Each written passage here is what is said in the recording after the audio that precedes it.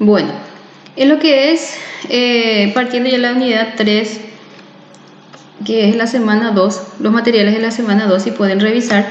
Entonces, sí o sí el concepto de empresa, tener en cuenta cuál es el concepto de empresa, luego ir viendo la clasificación de la empresa, que es primordial. ¿Cuáles son entonces, cómo están clasificadas las empresas? Ir identificando la clasificación de la empresa para que ustedes puedan ver o elegir la opción correcta. Entonces, si estos leen ustedes en un rato ya van a poder entender, o mirando ya van a poder identificar la clasificación de la empresa. Y otro punto para estudiar es la integración de los recursos para el trabajo dentro de la empresa, que son muy importantes, que justamente está dividido tanto en recursos materiales, humanos, recursos técnicos. Entonces, identificar cuáles son los recursos materiales, cuáles son los recursos humanos y cuáles son los recursos técnicos. Yo les puedo poner, por ejemplo, los terrenos son recursos humanos. No, los terrenos son recursos materiales. Entonces, los terrenos son recursos materiales, humanos o técnicos, les puedo poner. Y entonces ustedes van eligiendo la opción correcta. Entonces, por favor, identificar. Y lo que es matriz FODA. ¿Cuál es el concepto de matriz FODA? Que ustedes también ya hicieron un trabajo sobre ello, entonces ya se pudieron interiorizar también sobre lo que es este contenido.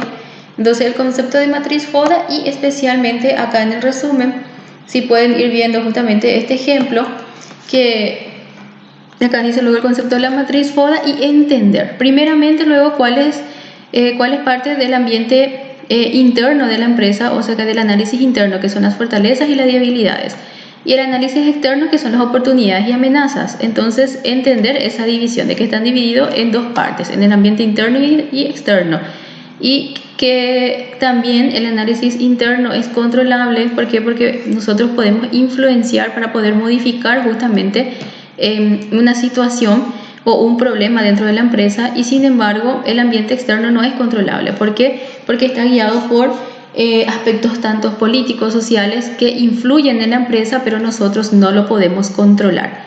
Entonces, estudien también de esta forma, y también les puedo poner a través de ejemplos, que por ejemplo, fortaleza, o sea, el capital propio es una fortaleza, una habilidad, una oportunidad o una amenaza.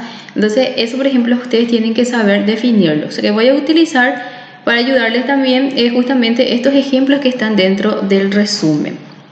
Entonces, esto es lo que ustedes tienen que entender. ¿Cuál es el concepto?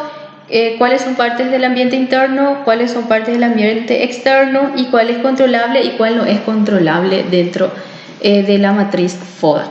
Entonces, con eso terminamos lo que es el resumen de la semana 2.